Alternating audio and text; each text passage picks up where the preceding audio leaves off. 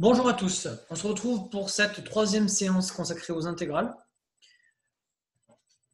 On va donc s'occuper aujourd'hui du lien entre intégrales et primitives. Et je rappelle que jusqu'à présent, on a pu se passer de la notion de primitive pour les travaux sur les intégrales.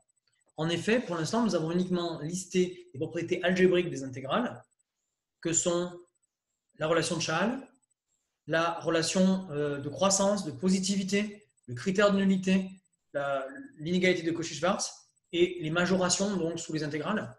Et à chaque fois qu'on a étudié ces majorations, ces encadrements, ces propriétés algébriques, on n'a rien fait d'autre que de manipuler des vecteurs. Et on n'a pas du tout essayé de calculer des intégrales. Alors certes, dans les exercices sur les sommes de Riemann, à la fin, vous tombez sur une intégrale que vous devez calculer, mais a priori, on peut très bien se dire qu'à ce stade, on a juste démontré que certaines suites convergeaient vers des valeurs qu'on appelle des intégrales. Et l'intégrale en elle-même, jusqu'à très longtemps, on n'a pas su la calculer. On se contentait ou de la laisser sous forme intégrale, et d'ailleurs, c'est ce qu'on continue à faire aujourd'hui, pour certains cas, lorsque vous avez des intégrales qui ne sont pas exprimables. Il ne faut pas rêver.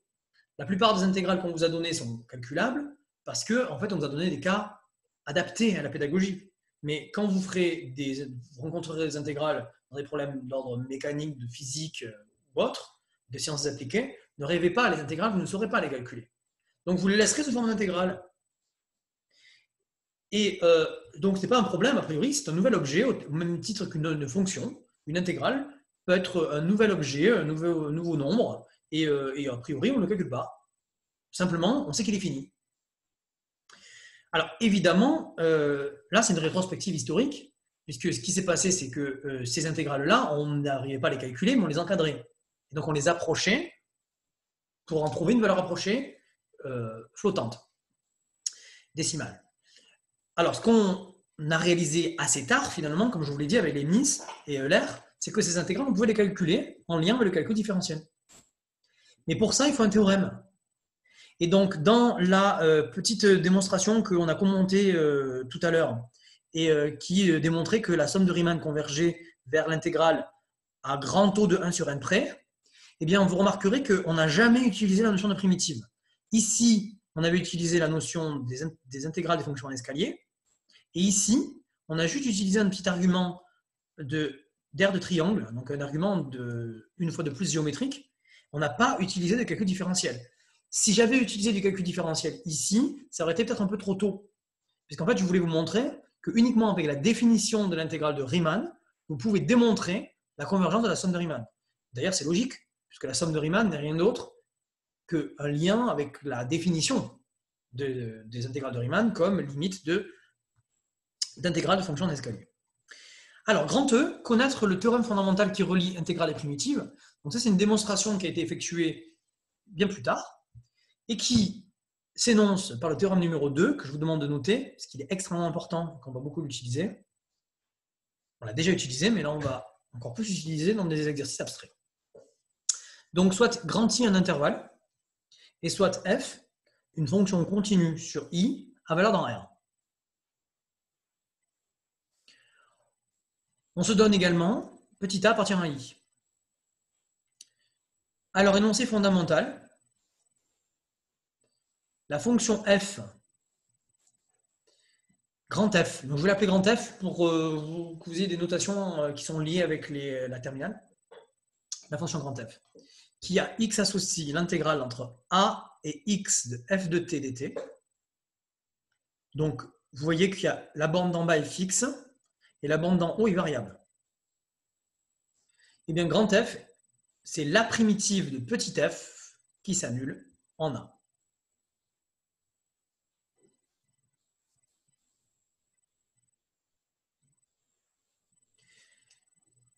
Donc, attention de ne pas vous emberlificoter. Lorsque vous avez l'intégrale entre A et B, l'intégrale entre A et B avec A et B fixe, ce n'est pas une primitive. C'est un scalaire. Donc, l'intégrale entre A et B de f de t dt, bah, c'est un scalaire.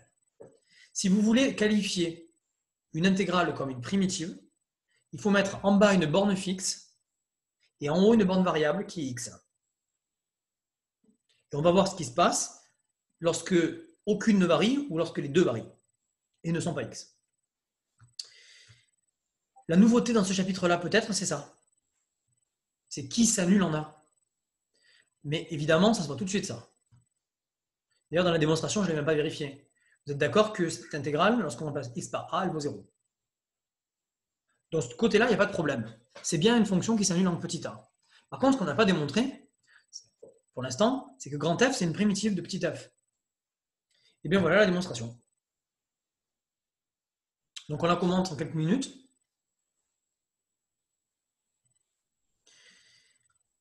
Donc pour démontrer que grand F, c'est une primitive de petit f, on va simplement démontrer qu'en n'importe quel x0 de l'intervalle i, alors la dérive grand F est dérivable et que sa dérivée, c'est petit f. Je signale en premier lieu que l'intégrale est bien définie, puisque la fonction petit f est bien continue sur grand i, et que grand A et petit a et petit x sont tous les deux dans i. Ici, x0 appartient à i. Alors, pour démontrer que la fonction grand f est dérivable, eh bien, on est obligé de revenir à la définition de la dérivabilité. Donc, on va analyser le taux d'accroissement de grand f en x0, vous le voyez ici, et on va démontrer qu'il tend vers petit f de x0. Alors, ce qu'on va faire, c'est quelque chose de classique et qui est très en lien avec la démonstration de tout à l'heure sur les sommes de Riemann. C'est que pour démontrer que le taux d'accroissement tend vers f de x0, on va en faire la soustraction. Regardez, dessous. On va en prendre la valeur absolue et on va majorer. Pour démontrer qu'un objet tend vers un autre, très souvent, on les soustrait et on montre que la valeur absolue de la différence tend vers 0. C'est une technique qui est omniprésente en mathématiques. Ne croyez pas que c'est un truc spécifique. On le fait tout le temps.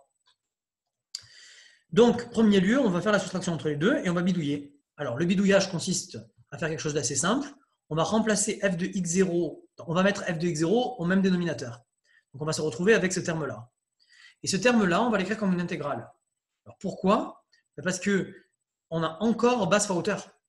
Vous voyez ici que ça, c'est l'intégrale entre x0x de 1, par définition de l'intégrale de Riemann, et que comme le f de x0 ne dépend pas de x, par linéarité, il peut passer sous l'intégrale. Moralité, ça, c'est l'intégrale entre x et x0 de f de x0 dt. Mais par ailleurs, f de x moins f de x0, c'est quoi, d'après la relation de Schall? Eh bien, c'est l'intégrale entre x0 et x de petit f. Faites-le à part sur un petit morceau de papier, vous verrez, c'est évident.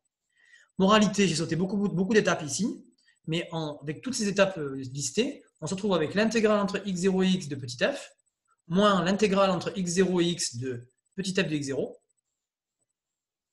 et par linéarité de l'intégrale, on met tout sur la même intégrale. Donc, cette démonstration ressemble beaucoup à la démonstration sur les sommes de Riemann, mais avec des intégrales. Maintenant, on passe aux valeurs absolues. OK. On majore le f de t moins f de x0 par son sup. Puisque ensuite, on fait passer la valeur absolue sous l'intégrale par inégalité triangulaire. Il y a beaucoup d'étapes sautées là. Et ensuite, par croissance de l'intégrale, on en déduit que la valeur absolue de cette différence est plus petite que 1 sur x moins x0 multiplié par le sup de la valeur absolue de f de t moins f de x0 fois l'intégrale entre x0 et x de 1. Mais comme l'intégrale entre x0 et x de 1, eh bien, elle va valoir x moins x0, il va y avoir une simplification entre x moins x0 au numérateur et au dénominateur. C'est pour ça qu'ici, il y a tout qui a disparu, vous voyez. Mais pour ça, il a fallu d'abord que je suppose x plus grand que x0. Donc, je vais faire en deux temps. Premier temps, si x est plus grand qu'x0, j'obtiens cette majoration-là. Regardez ici, je fais un tout petit truc. Là, c'est une petite manipulation topologique. Je majore le sub sur l'ouvert par le sub sur le fermé. Pourquoi je fais ça? Parce que la fonction petit f de t moins f de x0 de la variable t, elle est continue sur un segment. Rappelez-vous, toute fonction continue sur un segment est bornée atteint ses bornes. C'est la version topologique du théorème de valeur intermédiaire. Pour ce faire, on peut donc affirmer l'existence d'une abscisse Tx en laquelle cette fonction-là atteint son sup. Moralité, on en est où là? On en est que le sup de cette fonction, c'est f de tx moins f de x0 en valeur absolue. Regardez, l'étape d'après, on a donc majoré la différence qui nous intéresse par ce terme-là. Et ce terme-là, il n'y a plus qu'à l'analyser. Le tx, il est bloqué entre x0 et x. Et comme x tend vers x0, par encadrement, tx tend vers x0 aussi. Mais ainsi, comme la fonction petit f elle est continue, si f de tx, si tx tend vers x0, alors f de tx tend vers f de x0.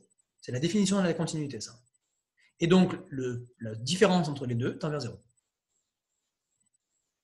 Quelle jolie démonstration qui aboutit à la conclusion que cet objet-là, il est encadré entre 0 et une fonction qui tend vers 0. Donc, d'après le théorème d'encadrement, il tend vers 0 aussi. Qu'est-ce qu'on vient de démontrer? On vient de démontrer que le taux d'accroissement tend vers f de x0. Donc, la fonction f est dérivable. Grand f est dérivable. Attention, à droite, puisque j'ai dû supposer que x était plus grand qu'x0 pour écrire l'intégrale ici avec x0 en bas et x en haut. Et surtout avoir des nombres positifs que je puisse majorer. Je vous passe la fin de la démonstration. On refait de même si x est à gauche. Et qu'est-ce qu'on démontre à la fin? On démontre que grand f, elle est dérivable à droite, qu'elle est dérivable à gauche, et qu'elle a le même nombre de dérivés à droite et à gauche. Donc, elle est dérivable partout. Voilà pour la grosse démonstration de ce théorème qui n'a rien d'autre comme nom que le théorème fondamental de l'analyse. Donc, dans le chapitre précédent sur les polynômes, on a vu le théorème fondamental de l'algèbre, qui s'appelle le théorème d'Alemberg-Gauss. Et ici, on a le théorème fondamental de l'analyse, rien que ça. Donc, suite à l'énoncé de ce théorème fondamental de l'analyse, qui a donc révolutionné l'intégrale et lui a donné donc une autre vertu. Elle a permis d'ailleurs l'intégrale donc de relier la géométrie et l'analyse. Comme tous ces objets-là qui permettent de réunir différents domaines des mathématiques en un seul, qui font des mathématiques une mathématique, eh bien, ce sont souvent des objets qui sont fondamentaux. Au même titre que les nombres complexes, qui ont aussi permis d'ailleurs de réunir la géométrie au départ, l'algèbre ensuite, et puis même l'analyse en troisième, puisqu'on sait que très souvent, on a besoin des complexes en analyse. Grand F étudie une fonction définie par une intégrale à borne variable. Donc, c'est toute une batterie d'exercices qui sont des conséquences du théorème fondamental. Et donc, je vous propose, pendant l'heure qui nous reste, de travailler sur ce thème. Donc, vous avez vu, j'ai mis des parenthèses à bornes, puisqu'on va d'abord traiter aujourd'hui le cas où une seule borne est variable, c'est la compétence F1.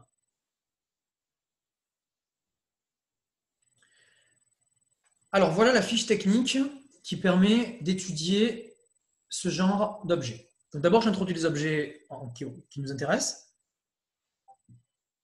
On va introduire grand I un intervalle ou bien une réunion d'intervalles.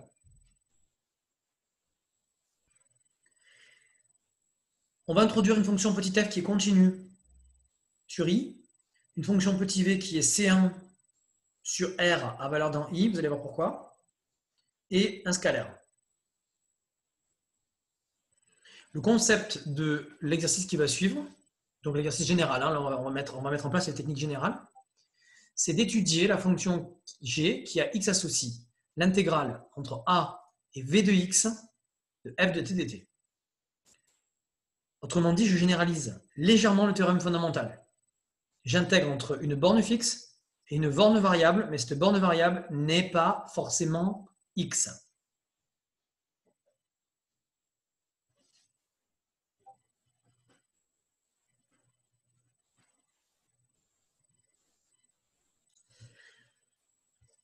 Donc la première chose à étudier, c'est l'existence de g de x.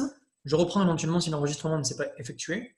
Donc pour savoir si g de x existe, il faudra affirmer toujours la continuité de f entre a et v de x. Donc vous devrez toujours écrire, je vous le conseille, l'encadré suivant. il faut que l'intervalle, le segment A, V de X, soit inclus dans I, et que le segment V de X, A, soit aussi inclus dans I. Je note grand D, l'ensemble de définitions de petit g. Alors, ce qu'il va falloir comprendre, qui est délicat peut-être dans les exercices, c'est que g est une fonction de la variable petit x, et petit f est une fonction de la variable petit t. Donc, elles n'ont pas du tout les mêmes variables. Et souvent, lorsque vous rédigez ce genre d'exercice, vous vous embrouillez un petit peu entre la continuité de f et la continuité de g. Ce que d'ailleurs tout à l'heure a été dit par l'un d'entre vous. Petit f continu, a priori, n'implique pas petit g continu. Parce que ce n'est pas la même variable. J'espère que c'est bien clair pour tout le monde. Donc, on ne va pas s'intéresser du tout à la continuité de petit g. On va être malin. On va essayer de sauter la continuité. On va outrepasser la continuité. On va faire une ellipse sur la continuité de petit g. Pourquoi? Parce que d'après le théorème fondamental, on sait que si v de x vaut x, on sait tout de suite que cette fonction-là, elle est dérivable. Et en plus qu'elle est dérivable, on sait que sa dérivée, c'est petit f. Et comme petit f est une fonction qui est continue, alors g est de classe C1. Donc en fait, ce qui va se passer, c'est qu'on va, dans ce genre d'exercice, tout de suite démontrer le caractère C1 sur D. On ne va pas démontrer le caractère continu, on n'en aura pas besoin. On va directement être plus fort, on va montrer le caractère C1. Ok? J'espère que c'est bien clair parce que c'est fondamental. Petit f est continu sur petit i, sur grand I. Donc, admet des primitives. Donc, vous allez faire exactement comme en terminale. Je vous conseille véritablement dans ce genre d'exercice de garder vos habitudes de terminale, donc ça va être facile. Vous allez introduire tout de suite une primitive grand f de petit f. Cette primitive grand f, elle existe d'après le théorème fondamental. Écrivez bien une primitive, je pense que vous savez tous qu'il ne faut pas écrire la primitive, mais une. Si vous voulez écrire la, il faut dire la primitive qui s'annule en a. En fait, il faut que vous fixiez un petit a. Donc ici, il est déjà fixé. Et vous dites que vous choisissez parmi toutes les primitives grand F, celle qui s'annule en a. Objectivement, je vous déconseille de faire ça. Ne vous embêtez pas. Dites soit grand F une primitive de petit f. Ça va très bien. Puisque grand F est une primitive de petit f, alors par définition de l'intégrale, et d'après le théorème fondamental encore, alors g de x, c'est quoi? C'est grand F appliqué en v de x, moins grand F appliqué en a. Ceux qui auront choisi la primitive qui s'annule en a, ici, ils auront moins 0. Mais vous allez voir, ce n'est pas nécessaire. Dès que vous avez écrit ça, vous affirmez tout de suite que par composé de fonctions de classe C1, G est de classe C1 sur D. Pourquoi? Parce que la fonction petit v qui est ici, elle sera toujours C1. Vous verrez, dans les exemples, elle sera toujours C1. On n'intègre jamais en une borne fixe et une borne qui est pas C1. Je ne vais pas intégrer la borne supérieure, peut être une partie entière, une valeur absolue, c'est une catastrophe. Donc ce sera toujours C1. Ainsi, petit v est en C1 et grand F est en C1, c'est ça qui est fondamental, d'après l'argument que j'ai donné tout à l'heure. Alors par composé, ça c'est C1, et puis f de a c'est une constante, donc par composé et par somme, petit g est directement de classe C1 sur D. Ok? Pensez à ce raccourci. On a donc démontré la continuité de petit g, c'est vrai.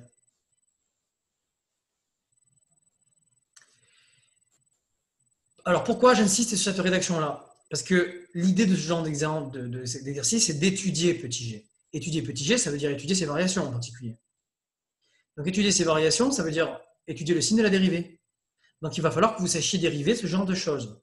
Pour dériver ce genre de choses, si vous écrivez cette relation-là, ça devient très facile. Pourquoi? Parce que c'est la dérivée d'une composée. Donc point suivant, étude des variations. On étudie le signe de G'. Donc G', c'est la dérivée d'une composée. Donc normalement, si vous rédigez comme moi, eh bien vous n'oublierez pas ce petit terme-là, que beaucoup de candidats oublient. Je signale que j'ai trouvé des sujets de deuxième année dans lesquels il y a ce genre d'exercice. Je rappelle que les programmes de concours sont calibrés sur les 2 années de prépa. Donc vous pouvez très bien avoir au concours ce genre d'exemple, et c'est assez classique. Donc, c'est quoi la dérivée de petit g? Eh bien, c'est petit f de v de x fois v' de x. Et alors, très souvent, les candidats oublient ce terme-là. Pourquoi? Parce qu'en fait, ils appliquent le théorème fondamental sans trop réfléchir. Ils disent, le théorème fondamental dit que petit f, c'est la dérivée de grand F, que grand F est une primitive de petit f, donc que petit g est une primitive de petit f. Ben ça, c'est pas vrai. Petit g n'est pas une primitive de petit f.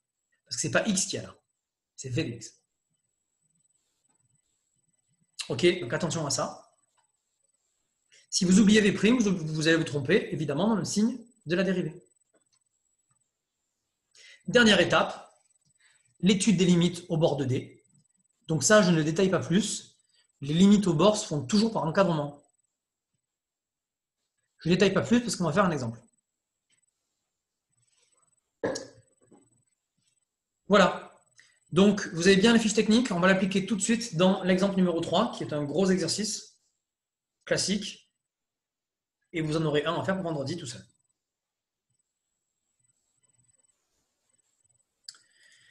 Donc, exemple numéro 3, l'exercice consiste à étudier entièrement. Donc, quand je dis étudier entièrement, ça veut dire variation, régularité, c'est-à-dire continuité, dérivabilité, et même je pourrais demander la classe. Vous allez voir que au-delà de la classe C1, on peut faire beaucoup mieux. Et évidemment, les limites au bord de l'ensemble de définition, donc le tableau de variation complet. Voilà ce que je demande. C'est parti. Donc, voici la correction de l'exercice de cours sur l'étude de la fonction g définie par une intégrale. Je vous laisse donc regarder les points clés de la démonstration. Existence, rédaction, conclusion sur l'ensemble de définition de la fonction g, étude du caractère C1, avec l'expression générale de petit g en fonction d'une primitive de petit f, conclusion sur la classe de petit g, étude des variations, problème classique qu'on rencontre, c'est les gens qui dérivent grand f de 1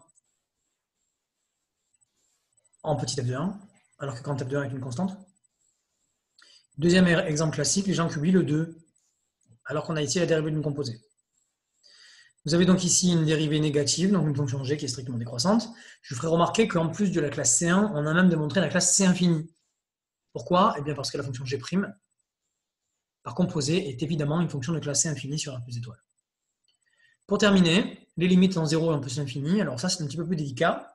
Il faut admettre ce qu'on appelle les inégalités de convexité. Donc on voit aisément que la fonction g, la fonction exponentielle, est toujours plus petite, plus grande, pardon, que la fonction y égale 1 plus x. Pourquoi? C'est ce qu'on appelle l'inégalité de convexité, c'est parce que la courbe de la fonction exponentielle est toujours au-dessus de sa tangente en 0. Ça se démontre aisément par l'inégalité des accroissements finis. L'inégalité des accroissements finis par majoration et minoration donne en plus un majorant qui est x exponentielle x plus 1. Celui-là, on l'utilise assez peu. On utilise très souvent la minoration d'exponentielle x par x plus 1. Je ferai remarquer d'ailleurs que x plus 1, c'est la partie régulière du développement limité de l'exponentielle à l'ordre 1.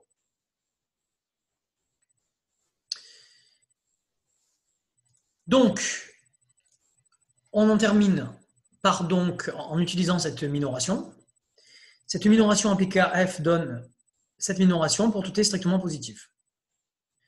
Puisque nous travaillons sur R plus étoile, je le rappelle. Alors, maintenant, il y a donc une petite subtilité. Puisque vous savez minorer petit f, a priori, vous savez minorer petit g par croissance de l'intégrale. On va simplement intégrer l'inégalité. Mais attention, ici, il faut toujours vérifier si les bornes sont dans l'ordre croissant. Donc la petite remarque qui est là, il faut la mettre même ici, puisque c'est une erreur qui est classique. Est-ce que les bornes sont dans l'ordre croissant? Eh bien oui, à condition que le 2x soit plus petit que le 1. Donc que le x soit plus petit que le 1,5. Si vos bornes ne sont pas dans l'ordre croissant, vous ne pouvez pas utiliser la croissance de l'intégrale. Si x est donc entre 0 et 1,5 ici, ce qui sera bien le cas, 0 ouvert d'ailleurs, puisque 0 ouvert, on le changerait, puisque nous faisons tendre x vers 0, eh bien, sur 0 ouvert, 1,5 fermé, g de x est supérieur ou égal à l'intégrale de 1 plus 1 sur t dt, Et donc, on en déduit par minoration que la fonction g, elle est minorée par une fonction qui tend vers plus l'infini en 0, donc elle tend à plus l'infini. En plus l'infini, on aurait pensé qu'il aurait fallu faire une majoration de l'exponentielle pour avoir une majoration de la fonction g. Eh bien, en fait, pas du tout. Parce qu'avec la remarque des bornes, remarquez qu'il faut absolument rétablir en plus infini la croissance des bornes. Donc, on va non pas s'occuper de g, mais de moins g. Moins g, c'est l'intégrale entre 1 et 2x de f de t dt. Quand x tend à plus infini, on a bien des bornes dans l'ordre croissant. Donc, quand x est plus grand qu'un demi, eh bien, on a une minoration de f par une fonction qui, vous vérifierez aisément, tend vers plus l'infini en plus infini. Moins g tend vers plus infini par minoration, donc g tend vers moins l'infini par majoration.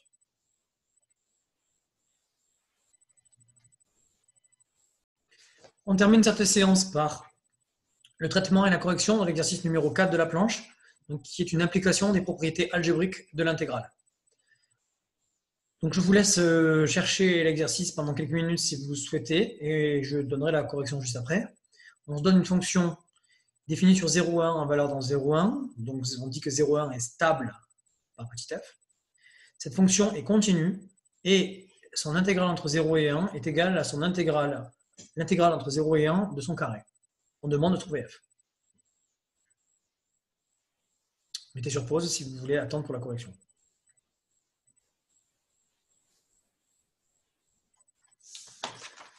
Donc voici la correction de l'exercice. Première étape, on fait tout passer à gauche, on applique la linéarité de l'intégrale. Deuxième étape, on voudrait appliquer le critère de nullité puisqu'on voit écrit une intégrale nulle. Pour ce faire, on a besoin d'étudier le signe de la fonction g définie par x par f moins f carré. Pour étudier son signe, eh bien, je propose de factoriser par f, c'est le mieux. Puisque f est entre 0 et 1, alors f facteur de 1 moins f est toujours positif. Conclusion, g est une fonction positive, on peut donc appliquer le critère de nullité. Conclure que donc la fonction g est nulle. Donc, que pour tout t entre 0 et 1, f de t fois 1 moins f de t est nul. Alors là, conclusion assez classique, qui est rare, assez classique. Souvent, quand on arrive à cette égalité, qui est un abus, effectivement, on dit tout de suite, donc f est partout nul ou partout égal à 1. Attention, ce n'est pas exactement le cas. A priori, on démontre uniquement que f de t prend ses valeurs dans l'ensemble 0, 1. Donc f peut valoir tantôt 0, tantôt 1. Mais comme ici la fonction f est continue sur 0, 1 par hypothèse, alors on en déduit que le problème admet deux solutions, la fonction égale à 0 et la fonction égale à 1.